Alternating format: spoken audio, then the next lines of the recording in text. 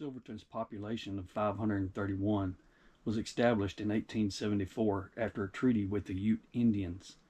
Mining was big in the area, and it reached its peak in the 1900s to 1912, followed by a series of booms and busts that ended with the closure of the last local mine in 1992. The town then lost much of its population and the majority of its year-round jobs, but Silverton's scenic setting in the San Juan Mountains and its wealth of history resources has made tourism a principal new economic generator. Silverton was founded as a mining town, and its downtown district is a National Historic Landmark. Visitors can take underground tours of the Old 100 Gold Mine to learn more about the mining past. The town features historic hotels like the Grand Imperial Hotel and the Teller House Hotel. The rough frontier town initially served gold and silver miners, but it matured by the turn of the 20th century to include all the civic amenities of a thriving community. In 1860, Charles Baker and a group of prospectors ventured into the San Juan Mountains seeking riches. They discovered gold and silver deposits along the Animas River, naming the area Baker Park. According to an article in the DurangoMagazine.com, Charles Fisher opened the first known brewery on the western slopes of the Colorado in 1883. Rocky Mountain Brewery was nestled in the Howardsville, the first county seat of La Plata County, located 7 miles northeast of Silverton. Fisher opened the Silverton Brewery in 1901 in a fine stone building along the banks of the Mineral Creek at the base of the Salton Mountains. The new brewery was managed by William Schultz, who later bought the business from Fisher in 1907. The Silverton Brewery operated until 1919, when the United States government enacted Prohibition. Silverton locals moved their libation product into the basements around the town, focusing their efforts on wine and whiskey. Government officials once showed up in the Silverton and confiscated 2,600 gallons of mash.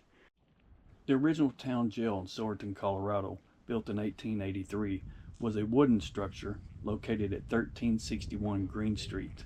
It was constructed with 2x6-inch boards laid flat and featured state-of-the-art steel cells and a leg iron and ball.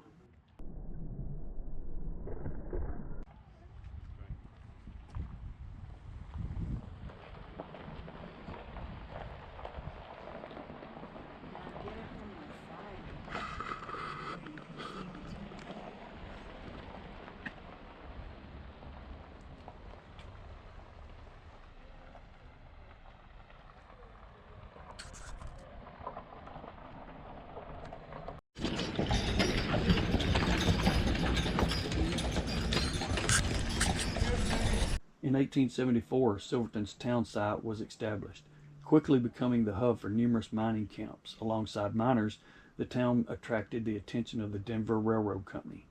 In July 1882, the inaugural train from Durango, operated by the Denver and Rio Grande Railroad, arrived in Silverton. In 1883, Silverton boasted a population of 2,000, featuring 400 buildings, including 2 banks, 5 laundries, 29 saloons, hotels, and notorious red light district off Blair Street. In 1874, families began to relocate to the Silverton area, prompting efforts to maintain respectability within the town.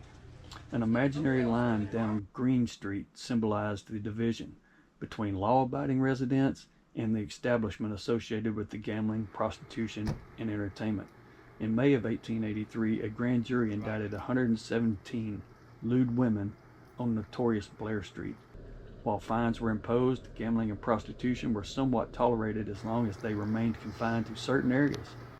Such lavish behavior was not necessarily condemned, as fines were readily used for the growing community.